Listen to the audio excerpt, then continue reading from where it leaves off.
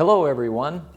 I'm excited about this video because it deals with a topic that affects a lot of people, and I believe a lot of people who don't know they're affected.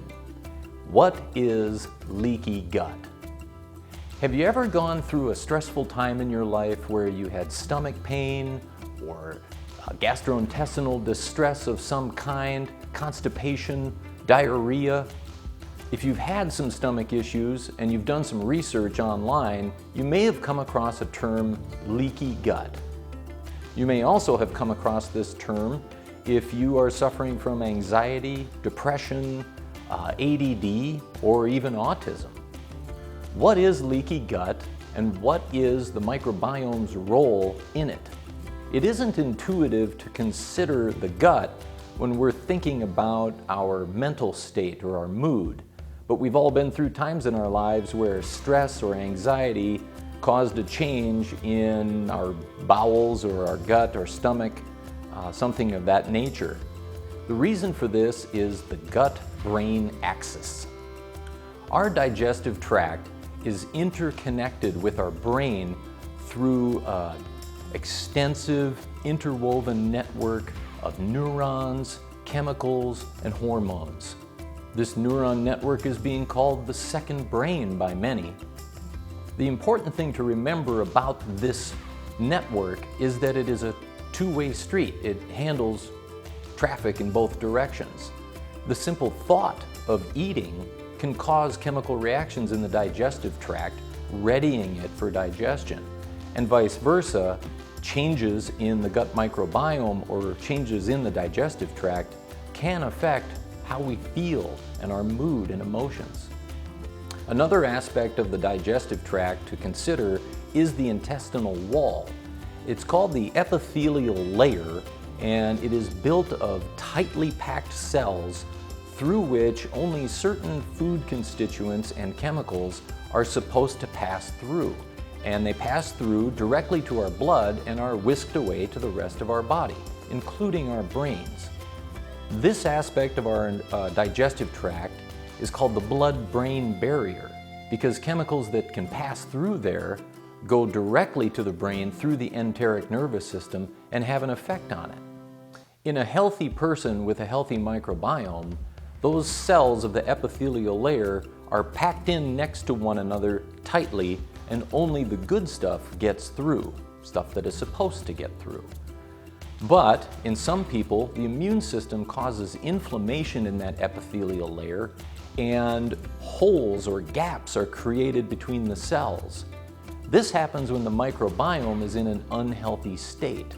And what I mean by that is the microbiome, the collection of bacteria and fungi that are in the gut, are replete with fungi, yeasts, and bad bacteria that are unhealthy for us. And they cause an immune reaction indirectly. And for more information on how that works, refer to my video on the gut microbiome and immunity.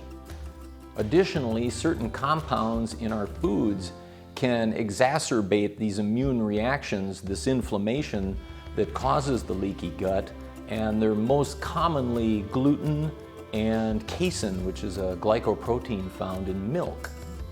So this state of having a permeable intestinal wall is what we call leaky gut. And chemicals and constituents of our foods that are not supposed to pass directly into the bloodstream are allowed to, and they have a negative effect on our brain through the blood-brain barrier and the enteric nervous system. Additionally, making things worse, when the microbiome is out of balance or unhealthy or dysbiotic, sometimes it will be referred to, then other chemicals are created that also in turn are toxic to the brain and can have negative effects on our mood, emotions, and whether or not we're feeling peaceful or stressed and anxious.